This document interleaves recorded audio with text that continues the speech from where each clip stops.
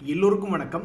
மிகப்பெரிய முக்கியமான விஷயம் பேசணும், லாஸே இல்லாத ஸ்ட்ராட்டஜிகளை பற்றி விவாதம் பண்ணணும் அப்படின்னு நினைக்கும் பொழுது தான் குறுக்க இந்த கௌஷிக் வந்தால் என்ன பண்ணுவீங்க, அடிக்கிற அடியில் கண்ணில் தண்ணி வரணும்னு அப்படின்னு முடிவெடுத்து சுற்றிட்டு இருக்கிறவங்க இருந்து எப்படி ஷேர் மார்க்கெட்டை காப்பாற்றுறது அப்படின்றதே தெரியலிங்க நண்பர்களே.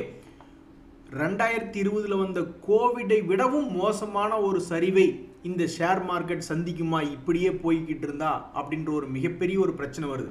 அதாவது சைனா சமீபத்தில் தெளிவாக சொல்கிறாங்க, இந்தியாவுக்கு தேவையான அந்த ரேர் எர்த் மேக்னெட்ஸ் நாங்கள் கொடுக்கறதுக்கு தயார், அது இருந்தால் மட்டும்தான் ஆட்டோமொபைல் செக்டர் ஆகட்டும், டிஃபென்ஸ் சம்பந்தப்பட்ட துறைகள், இன்னும் பல துறைகள் அந்த ரேர் எர்த் மேக்னெட்ஸ் இருந்தால் தான் அதை ப்ரொடக்ஷன் பண்ண முடியும், அதை சார்ந்து தான் இருக்குது. ஆனால் உலகத்தில் 90% தயாரிக்கிறது சைனா தான். அதையே இப்போ அமெரிக்காவுக்கு நிறுத்தி வச்சிருக்கு. ஸோ அங்கே இருக்கக்கூடிய இருப்புக்கள் இன்வென்ட்ரிஸ் குறைஞ்சிக்கிட்டே வருது, அமெரிக்கா பயந்துட்டு இருக்கு. இப்போ சைனா இந்தியாவுக்கு என்ன சொல்கிறாங்கன்னா, நாங்கள் உங்களுக்கு கொடுக்கறதுக்கு ரெடி, ரேர் எர்த் மேக்னெட்ஸ் கொடுக்கறதுக்கு ரெடி, ஆனால் அதை நீங்கள் எங்ககிட்ட இருந்து வாங்கி அமெரிக்காவுக்கு மட்டும் எக்காரணத்தை கொண்டு கொடுக்கக்கூடாது அப்படின்றாங்க. அப்படின்னா என்ன அர்த்தம்? அமெரிக்காவுடைய வீக்னஸை சைனா தெரிஞ்சுக்கிட்டு பயங்கரமாக விளாண்டுக்கிட்டு இருக்காங்க. நேற்று தான் ஒரு துக்ககரமான செய்தி, ட்ரம்ப் அவர்களுக்கு நோபல் பரிசு கிடையாது அப்படின்னு சொல்லிட்டாங்க. உடனே இது ஒரு மிகப்பெரிய ஒரு சம்பவம். 100% டேரிஃப், அதாவது உலகத்திலே இப்போ அதிகமான டேரிஃப் நம்ம தான் வாங்கிக்கிட்டு இருக்கோம். அதை விடவும் அதிகமாக 100% டேரிஃப் நான் சைனா மேல் போடுவேன், அந்த பிரசிடென்ட்டோட நான் பேசவும் மாட்டேன் அப்படின்ற மாதிரி ஒரு மிக முக்கியமான அறிவிப்பு கொடுத்துருக்காரு. இதனால ஷேர் மார்க்கெட்டில் இருக்கிறவங்கெல்லாம் என்ன யோசிக்கிறாங்கன்னா, கோவிட்டை விடவும் மிகப்பெரிய ஒரு கிராஷ் உலக அளவில் வந்துருமா அப்படின்ற மாதிரி யோசிக்கிறாங்க. என்ன காரணம் ஏங்க இது நம்ம உங்களுக்கு சொன்ன புரியாது, அடி வாங்கினவனுக்கு தான் தெரியும். ஒரு உதாரணத்துக்கு பார்த்தீங்கன்னா, ஒரே ஒரு நாள், அந்த ஒரு நாளில் கேப் டவுன் கூட இல்லை, சாதாரணமாக சிரித்து பேசி கொண்டிருந்த மார்க்கெட் திடீர்னு 4% இறங்கினவனுக்கு தான் அந்த வழி தெரியும். ஒரு உதாரணத்துக்கு இப்போ இந்த நிஃப்டி 50 இண்டெக்ஸ் ப்ளஸ் 103 பாயிண்ட்ல ட்ரேட் ஆகிட்டு இருக்குன்னு வச்சுங்க வெள்ளிக்கிழமை. நம்ம கணக்கில் அதே 4% கணக்கு பார்த்தீங்கன்னா 25,285 டொபக்குன்னு 1000 பாயிண்ட், 4%னா 1000 பாயிண்ட் குறைஞ்சி 24,285 ட்ரேட் ஆனால் உங்களுக்கு எவ்வளவு அதிர்ச்சி தெரியும். அப்போ தான் உங்களுக்கு புரிய வரும், அட சாமி இது பெரிய பாதிப்பாக இருக்குமோடோ அப்படின்ட்டு. அப்படித்தான் நேற்று அமெரிக்காவில் நடந்திருக்கு. இவர் இந்த மறுபடியும் இவ்வளவு நாட்கள் ஒரு மாத காலமாக எந்த விதமான டாரிஃப் வார் என்பது இல்லாமல் இருந்தது. ஆனால் சைனாவுக்கு 100% டாரிஃப், அடிஷ்னல் டாரிஃப் என்பது நான் போடுவேன் அப்படின்னு சொன்ன உடனே அமெரிக்காவினுடைய மார்க்கெட்டே அந்த பிரச்சனையை தாங்கிக் கொள்ள முடியல, 4% இறங்கி நேற்று க்ளோஸ் ஆயிருக்கு. ஸோ இந்த நோபல் பரிசு கமிட்டியினால் வெடித்த பிரச்சனை என்பது ட்ரம்பால் தொடரப்பட்டு ஷேர் மார்க்கெட்டில் மிகப்பெரிய ஒரு கிராஷ் என்பது ஆகுமா அப்படின்றத இப்போ ஒரு முக்கிய கேள்வியாக இருக்குது. ஸோ திங்கட்கிழமை மார்க்கெட்டு மட்டும் இல்லை, இன்னும் ஒரு மாதத்துக்கு மார்க்கெட் என்ன செய்ய போகுது அப்படின்னு தெரிஞ்சுக்கிறதுக்கு ரொம்ப ஆர்வமாக இருக்குது. இப்போ தான் நம்ம ஒரு மிக முக்கியமான தகவலை பற்றி இப்போ நம்ம பேச போகிறோம்.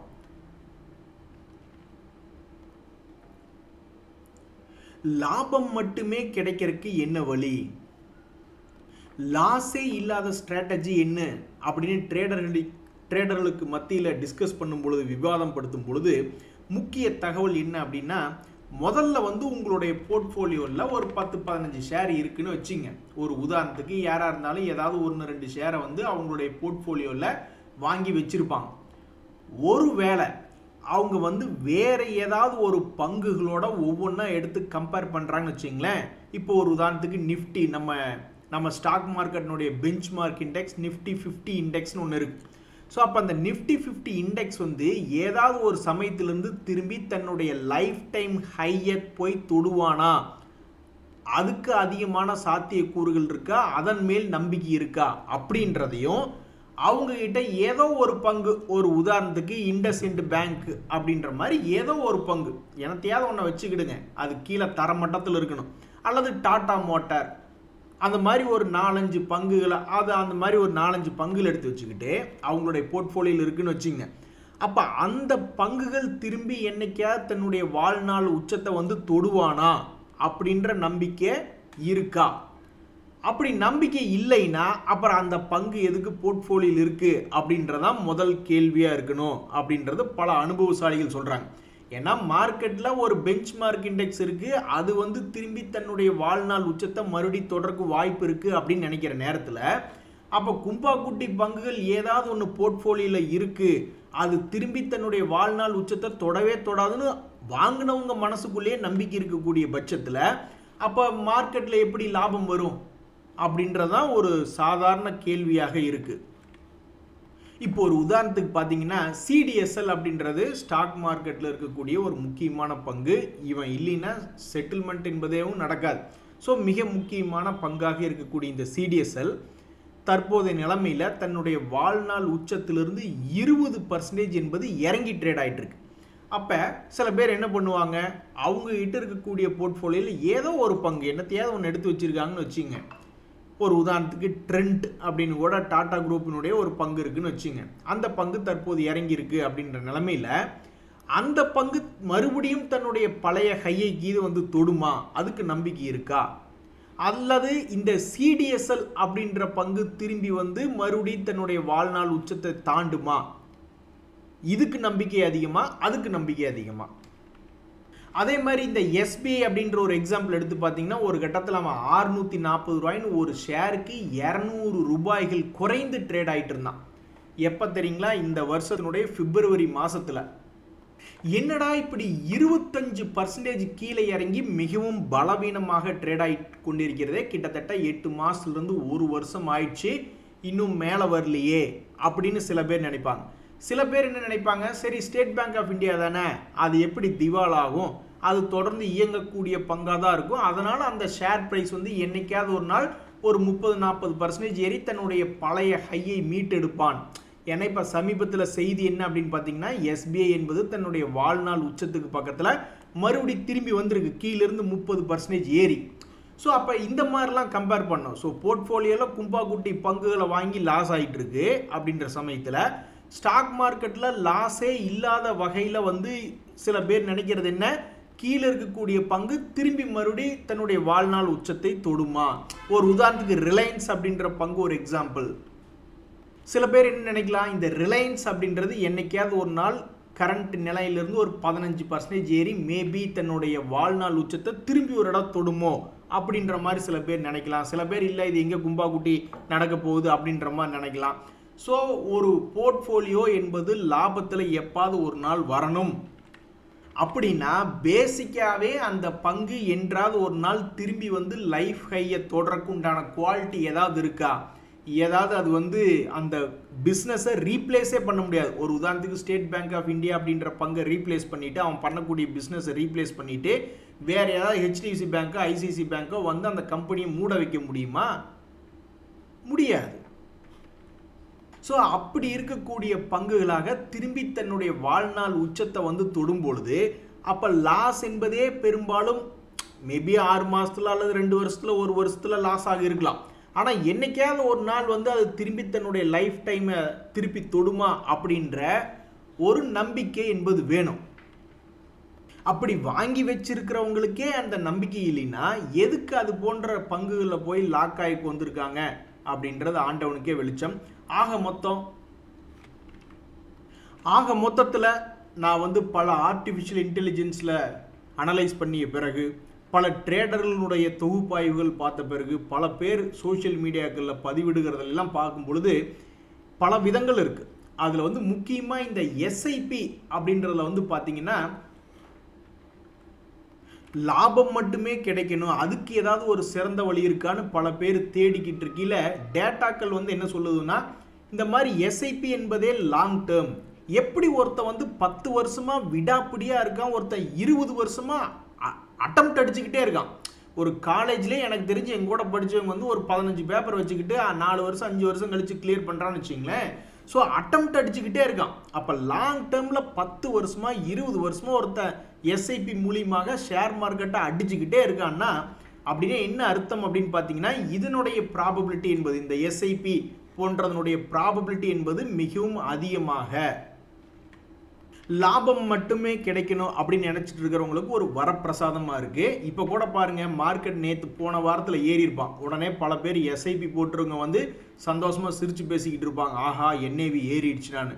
ஆனால் கண்டிப்பாக ட்ரம்ப் போட்ட குண்டு என்ன போகுதுன்னு தெரியல அடுத்த வாரத்தில். But anyway, so time. ஆனால் இந்த எஸ்ஐபியினுடைய நெகட்டிவ் சைடு என்ன அப்படின்னு பார்த்தீங்கன்னா, டைம் வந்து ரொம்ப எடுத்துக்கும். பல பேர் ஷேர் மார்க்கெட்டை கோவிடுக்கு அப்புறம் பார்த்துட்டு வந்து குப்புன்னு 2024 வந்து குத்த வச்சு உட்காந்தவங்க இன்னும் குத்த வச்சு தான் உட்காந்துக்கிட்டு இருப்பாங்க. அதுக்கு முன்னாடி 2021 23க்குள்ள பணத்தையே பல மியூச்சுவல் ஃபண்டுகளே டபுள் பண்ணி விட்டுருச்சுன்னா பார்த்துங்க. ஸோ அந்த மாதிரி இருக்கக்கூடிய வகையில் முதல் எடுத்தோன்னே இந்த எஸ்ஐபி அப்படின்றது ஒரு முதல் ரேங்காக வந்துக்கிட்டு இருக்கு. ரெண்டாவது இடத்துல ரொம்பவும் திறமையாக ப்ரொஃபஷ்னலாக கரெக்டாக ரிஸ்க் மேனேஜ்மெண்ட்லாம் ஃபாலோ பண்ணிவிட்டு கரெக்டாக அதனுடைய பிரேக் அவுட் ஸ்ட்ராட்டஜி கரெக்டாக எடுத்து ஸ்டாப் லாஸ் போட்டு கரெக்டாக ஃபாலோ பண்ணிக்கிட்டு இருக்கிறவங்களுக்கு அவங்களுடைய ப்ராபபிலிட்டி என்பது இன்க்ரீஸ் ஆகுது. ஆனால் அவங்களுக்கு வந்து பேலன்ஸ்டாக இருக்குது. சில பேர்த்துக்கு ஒரு வாரம், 10 நாள், ஒரு மாதம், அந்த மாதிரி டைம் என்பதை பொறுத்த வரைக்கும் அதுலேயும் பேலன்ஸ்டாக இருக்குது. ப்ராபபிலிட்டி என்பதும் ஓரளவுக்கு பேலன்ஸாக இருக்கக்கூடியவங்களா இந்த ஸ்விங் ட்ரேடிங் அப்படின்றவங்க இருக்காங்க. அடுத்தது பார்த்தீங்கன்னா 2 விதமான ஆட்கள் இருக்காங்க. இந்த ஆப்ஷன்லாம் செல் பண்ணுறவங்கலாம் வந்து ப்ரீமியத்தை செல் பண்ணுவாங்க. அதாவது இந்த இடத்துல டெஸ்டினேஷன் இங்கே போய் ஒருத்தனை தொட்டுட்டு ஓடி வரணும்னு வச்சிங்களேன். சில பேர் ஆப்ஷனை செல் பண்ணுறவங்க கையில் கொஞ்சம் பணம் கொடுக்குறாங்க. பணத்தை கொடுத்து தான் அவனுக்கு அந்த ப்ரீமியம் வந்து சும்மா கிடைக்குது. அதை வச்சுக்கிட்டு தான் அவன் அந்த இடத்த நோக்கி ஓடுறான். இதுவே கையில் இருக்க காசை கொடுத்துட்டு ப்ரீமியத்தை கொடுத்துட்டு மார்க்கெட் ஏறுமா இறங்காதா அப்படின்னு அந்த டைரக்ஷனை பார்த்துட்டு இருக்கிறவன் பின்னாடி இருந்து தான் தன்னுடைய ஓட்டத்தை ஆரம்பிக்கிறான். ஸோ அந்த வகையில் இந்த செல்லிங் சைடு இருக்கிறவங்களுக்கு வந்து ப்ராபபிலிட்டி என்பது அதிகமாக இருக்குது. அதே சமயம் அதே மாதிரி டைம் என்பது அவங்களுக்கு ரொம்ப கம்மி.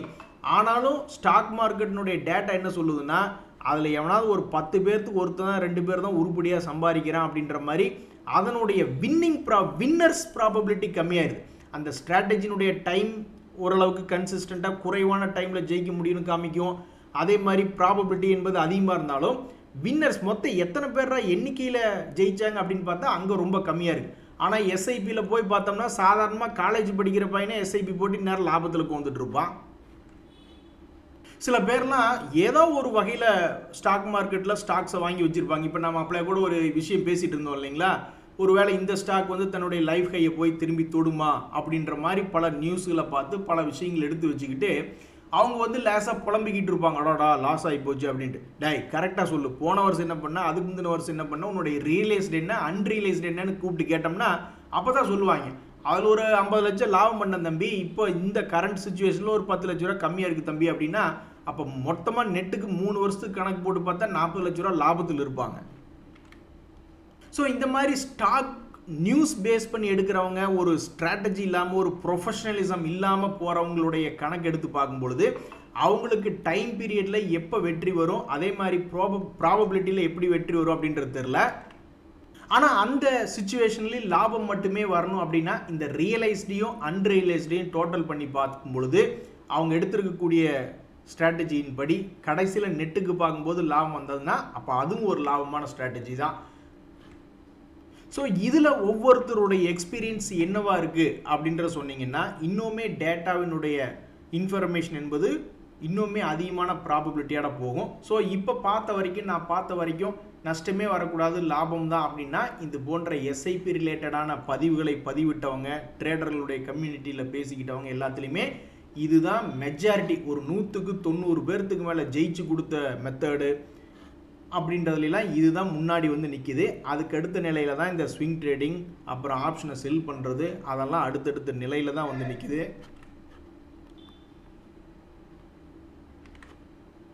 நண்பர்களே, இன்னொரு விஷயம், பதட்டமான விஷயம் இல்லை அப்படின்னாலும் அது ஒரு சோகமான விஷயம்தான். அதாவது மியூச்சுவல் ஃபண்டுகள் தான் நம்முடைய ஸ்டாக் மார்க்கெட்டை தாங்கி பிடிச்சிக்கிட்டு இருக்கு அப்படின்றது உங்களுக்கு தெரியாதில்ல. இதில் எல்லாருமே வந்து இந்த எஸ்ஐபி அப்படின்றதே தேர்ந்தெடுத்துக்கிட்டாங்க. பார்த்தீங்களா, பட்டு திருந்துறவன் தான் மனுஷன். வெளிநாடுகளில் எல்லாருமே எஸ்ஐபி போட்டு அந்த காலத்திலேருந்தே எப்போவோ மாறிட்டாங்க. பெரும்பாலும் அங்கே பார்த்தீங்கன்னா இண்டெக்ஸ் இன்வெஸ்ட்மெண்ட்டாக இந்த எஸ்ஐபியில் தான் அங்கே பெருசாக பணத்தை முதலீடு பண்ணிக்கிட்டு இருக்காங்க 20-30 வருஷத்துக்கு முன்னாடி இருந்தே. நம்ம எல்லாருமே அதை பார்த்துட்டு முதல்லையே கூட திருந்தி இருக்கலாம். பட் இருந்தாலும் பட்டு திருந்துவன் தான் மனிதன், கையை கருக்கி விட்ட பின்பே அதன் மீது ஆயின்மெண்ட் தடவுவான் அப்படின்ற மாதிரி இப்போ மியூச்சுவல் ஃபண்டுகள் வழியாக வரக்கூடிய பணம் என்பது போன்ற மாதத்தில் கம்பேரிட்டிவாக கொஞ்சம் குறைஞ்சிருக்கு. ஒரு 9% குறைஞ்சிருக்கு. இருந்தாலும் அந்த எஸ்ஐபி வழியாக மியூச்சுவல் ஃபண்டுக்குள்ள சிஸ்டமேட்டிக்காக வரக்கூடிய பணம் என்பது தொடர்ந்து நல்லபடியாக வந்துக்கிட்டு இருக்கு. ஸோ அப்படியே கூட நம்ம ஒரு விஷயத்தை பேசிக்கிட்டு இருந்தோமே, எது லாபத்தை மட்டுமே தரக்கூடிய ஒரு வழியாக லாங் டேர்மில், வெரி வெரி லாங் டேர்மில் அப்படின்ற மாதிரி ஏதாவது ஒரு ஸ்ட்ராட்டஜிகள் அப்படின்றத வந்து நிறைய பேர் பட்டு தெரிஞ்சுக்கிட்டாங்களா போல. லம்சமாக போடுறோம், என்னைக்காவது ஒரு நாள் கும்பா பாடி விட்டுறான் அல்லது ஏதோ ஒன்று பண்ணிக்கிட்டு இருக்கீல, இந்த எஸ்ஐபி வழியாக ஒரு என்ட்ரி எடுக்கிறதா சிறந்தது அனுபவம் அப்படின்ற மாதிரி இதுக்கு ஒரு ப்ரூஃப். இந்த ஈக்விட்டி மியூச்சுவல் ஃபண்டு போன மாதத்தினுடைய டேட்டா என்பது அது ஒரு ப்ரூஃப். நண்பர்களே, இன்னொரு விஷயத்தை கேளுங்க. பிட்காயினை பற்றி இப்போ தான் பல பேர் வந்து பாராட்டி பேசிக்கிட்டு இருந்தாங்க. என்னடா பிட்காயின் இப்படி ஏறிட்டானேன்னு. நான் சிவனேன்னு தானடா இருந்தேன், என்னை ஏன்டா பற்றி பேசினீங்க? நான் ஒரு ஓரமாக யாருக்கும் தெரியாமல் சைலண்ட்டாக ஏறிக்கிட்டே இருந்தேன். அப்புறம் யார் கண்ணு பட்டதுன்னு தெரியல, என்னை 10% இறக்கி விட்டாங்களே இந்த 5 நாளில் அப்படின்ற மாதிரி பாவம் இந்த பிட்காயின் இறங்கியிருக்கு. பட் பிட்காயினுடைய விலை வீழ்ச்சிக்கும் காரணம் ட்ரம்ப் அவர்கள் தான். இனி உலகத்தில் எந்த ஒரு இன்வெஸ்ட்மெண்ட் ஏறினாலும் இறங்கினாலும் அதுக்கு காரணம் ட்ரம்ப் அவர்கள் தான், வேற யாரும் கிடையாது. ஆனால் கோல்டு இறங்குறதுக்கு இவர் தாங்க காரணம். ஒரு நண்பர் வந்து என்ன சொல்கிறாப்புல, இத்தனை நாள் இல்லாமல் நான் இப்போ தான் போய் கோல்டு பீஸை வாங்கினேன். ஸோ வாங்கினதுலேருந்தே 2 நாளில் 1.5%. பொதுவாக நான் பார்த்த வரைக்கும் கோல்டு ஒரு 5% இறங்கினாவே இறங்க விட மாட்டாங்க. மறுபடியும் அதை தூக்கி மேலே ஏதாவது புது உச்சத்துக்கோ அல்லது பழைய ரேட்டுக்கோ எங்கேயாவது தூக்கி விட்டு தான் நான் பார்த்துருக்கேன். இவர் 2 நாளில் 1.5% காலி பண்ணியிருக்காருன்னா ட்ரம்ப்புக்கு கூட இந்த அளவுக்கு சக்தி இல்லை, இவருக்கு தான் மிகப்பெரிய ஒரு சக்தியாக இருக்குது. எல்லாரும் எனக்கு என் கமெண்ட்டுக்கு லைக் போடுங்க, இல்லைன்னா மறுபடியும் கோல்டை விற்று விட்டுருவேன் அப்படின்னு இருக்காப்ல. இவருடைய மிரட்டலுக்கு 12 பேர் அடிபணிஞ்சிருக்காங்க. இது பத்தாது, பல லட்சம் பேர் இதை லைக் பண்ணித்தான் ஆகணும் இந்த கமெண்ட்டுக்கு. இல்லைன்னா கோல்டு நம்பி இருக்கக்கூடிய ஒரு பெரிய வித்துவானம் அந்த கோஷ்டியிலும் ரொம்பவுமே மனசு கஷ்டப்பட்டுருவாங்க. ஆடாடா, சமீபத்தில் வந்த 2 பாப்புலரான ஐபிஓக்களில் ஒரு நண்பருக்கு வந்து எல்ஜி கிடைக்கல, ஆனால் டாடா கேபிட்டல் கிடைச்சிருச்சு அப்படின்ட்டு இருக்காரு. என்னை கேட்டால் 2மே கிடைச்சிருக்கணும். 2மே கிடைச்சிருந்தா கூட ஒருத்தன் கீழே விழுந்தாலும் இன்னொருத்தன் மேலே ஏறி காப்பாற்றுவான் அப்படின்ற மாதிரி ஏதாவது ஒரு நம்பிக்கையில் இருக்கலாம். எனிவே, அடுத்தடுத்து வரக்கூடிய நாட்களில் இந்த ஐபிஓக்கள் எப்படி லிஸ்ட் ஆகுது அப்படின்றத பார்க்கணும். நண்பர்களே, இங்கே பாருங்க, ஒரு நண்பர் சொல்கிறாரு, 80 லட்ச ரூபா நான் பாண்டுகளில் போட்டு வச்சுருக்கேன், எனக்கு மாதமானா 50,000 ரூபா வருது, எனக்கு டென்ஷனே இல்லாத ஜாபு பார்த்தீங்களா அப்படின்ற மாதிரி சொல்கிறார். உடனே சில பேர் என்ன போங்க, அடாடா 80 லட்ச ரூபாயா, 80 லட்ச ரூபா எங்கிட்ட இருந்ததுன்னா நான் பெரிய ஆளாக இருப்பேனே, பயங்கரமாக சம்பாதிப்பேனே அப்படின்ற மாதிரி சொல்லுவாங்க. சில பேர் பார்த்துருக்கீங்கன்னா கத்துவாங்க, யாருக்கும் அடங்க மாட்டாங்க, ஆனால் பொண்டாட்டி பார்த்தா அமைதியாக இருப்பாங்க. அந்த மாதிரி தான் ஒவ்வொருத்தருக்கும் ஒவ்வொரு ரிஸ்க் ப்ரொஃபைல் அப்படின்றது இருக்கும். சில பேர்த்துக்கு வந்து நான் எவ்வளவு பணம் போட்டிருக்கேன் அப்படின்றது எனக்கு வேண்டாம் தம்பி, எனக்கு மாத டென்ஷன் இல்லாமல் எவ்வளோ வருது அதைத்தான் நான் பார்க்குறேன் அப்படின்ற மாதிரி ஒவ்வொருத்தருக்கும் ஒவ்வொரு ரிஸ்க் ப்ரொஃபைல் இருக்கும். அதான் இந்த நண்பரை பொறுத்த வரைக்கும் எனக்கு மாதம் 50,000 ரூபா வரணும், எந்த விதமான பிக்கல் புடுங்களும் இருக்கக்கூடாதுன்னு நினைக்கிறாரு, அதை அச்சீவ் பண்ணிட்டார். அப்படி தான் நம்ம அதை பார்க்கணும். அடாடா, இங்கே பாருங்கள், ட்ரம்ப் அவர்கள் போட்ட தகவல் இவங்களுக்கு தெரியுமா? ட்ரம்ப்புக்கு நோபல் பரிசு கொடுக்காத இவங்களுக்கு தெரியுமா இல்லை தெரிஞ்சுதா என்னன்னு எனக்கு தெரியல. சில மணி நேரங்களுக்கு முன்னாடி தான் கமெண்ட் போட்டிருக்காங்க, 2 வருஷமாக என்னுடைய போர்ட்ஃபோலியோ கும்பா குட்டியாக இருந்து இப்போ தான் எனக்கு 9% க்ரீனில் வந்திருக்குன்னு பாவம் நேற்று தான் கமெண்ட் போட்டிருக்காங்க. இனி என்ன போகுதுன்னு தெரியல. 4% அமெரிக்கன் மார்க்கெட்டில் ஒரு குறிப்பிட்ட இண்டெக்ஸ் இறங்கியிருக்கு. நம்ம மார்க்கெட் என்ன பண்ண போகிறாங்கன்னு தெரியல. ஒரு நண்பர் சொல்கிறாப்ப, ஆமாங்க 100% டேரிஃப் சைனா மேலே போடுறாங்க அப்படின்ட்டு. நான் நினச்சிக்கிட்டு இருந்தேன் ஆக்சுவலாக இந்த அமைப்பு மேலேயும் அந்த அமைப்பு இருக்கிற நாட்டு மேலேயும் அந்த நோபல் பரிசு கொடுக்கக்கூடிய அமைப்பு மேலேயும் அந்த அமைப்பு இருக்கக்கூடிய நாட்டு மேலேயும் தான் போடுவாரோன்னு நினச்சிக்கிட்டு இருந்தேன்.